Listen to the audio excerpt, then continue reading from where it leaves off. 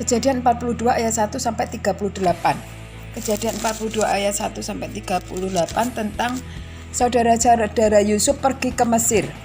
Setelah Yakub mendapat kabar bahwa ada gandum di Mesir, berkatalah ia kepada anak-anaknya, "Mengapa kamu berpandang-pandangan saja?" Lagi katanya, "Telah kudengar bahwa ada gandum di Mesir. Pergilah ke sana dan belilah gandum di sana untuk kita, supaya kita tetap hidup dan jangan mati." Lalu pergilah 10 orang saudara Yusuf untuk membeli gandum di Mesir.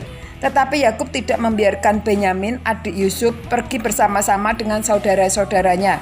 Sebab pikirnya, jangan-jangan dia ditimpa kecelakaan nanti. Jadi di antara orang yang datang membeli gandum terdapatlah juga anak-anak Israel. Sebab ada kelaparan di tanah Kanaan.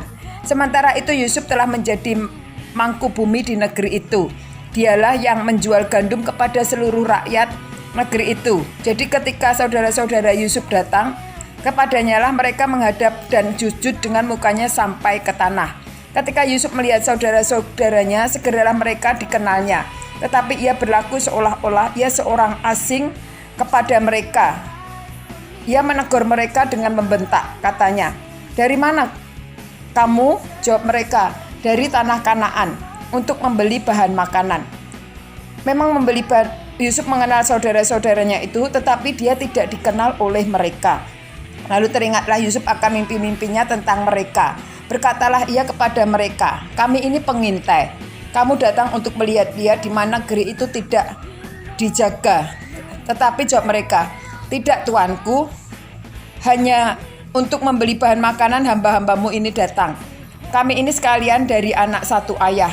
Kami ini orang jujur, hamba-hambamu ini bukanlah pengintai." Tetapi ia berkata kepada mereka, "Tidak, kamu datang untuk melihat-lihat di mana negeri ini tidak dijaga." Lalu jawab mereka, "Hamba-hambamu ini 12 orang. Kami bersaudara, anak dari satu arah di tanah Kanaan. Tetapi yang bungsu sekarang ada pada ayah kami, dan seorang sudah tidak ada lagi." Lalu kata Yusuf kepada mereka, "Sudahlah, seperti telah kukatakan kepada kamu tadi, kamu ini pengintai. Dalam hal ini juga kamu harus diuji. Demi hidup Fir'aun, kamu tidak akan pergi dari sini, jika saudaramu yang bungsu ini tidak datang kemari. Suruhlah seorang daripadamu untuk menjemput adikmu itu, tetapi kamu ini harus tinggal terkurung di sini. Dengan demikian, perkataanmu dapat diuji, apakah benar, dan jika tidak, demi hidup Fir'aun, sungguh-sungguhlah kamu ini pengintai." Dan dimasukkanlah mereka bersama-sama ke dalam tahanan 3 hari lamanya. Pada hari itu ketiga, berkatalah Yusuf kepada mereka, "Buatlah begini, maka kamu akan tetap hidup. Aku takut akan Allah. Jika kamu orang jujur, biarkanlah dari kamu bersaudara tinggal seorang terkurung dalam rumah tahanan. Tetapi pergilah kamu, bawalah gandum untuk meredakan lapar seisi rumahmu. Tetapi saudaramu yang bungsu itu haruslah kamu bawa kepadaku, supaya perkataanmu itu ternyata benar, dan kamu jangan mati." Demikianlah diperbuat mereka. Mereka berkata seorang kepada yang lain, "Betul-betullah kita menanggung akibat dosa kita terhadap adik kita itu. Bukankah kita melihat bagaimana sesak hatinya ketika ia memohon belas kasihan kepada kita, tetapi kita tidak mendengarkan permohonannya itu. Itulah sebabnya kesesakan ini menimpa kita." Lalu Ruben menjawab mereka, "Bukankah dahulu kukatakan kepadamu, janganlah kamu buat dosa terhadap anak itu? Tetapi kamu tidak mendengarkan perkataanku. Sekarang darahnya dituntut daripada kita." Tetapi mereka tidak tahu bahwa Yusuf mengerti perkataan mereka, sebab mereka memakai bahasa juru bahasa, seorang juru bahasa.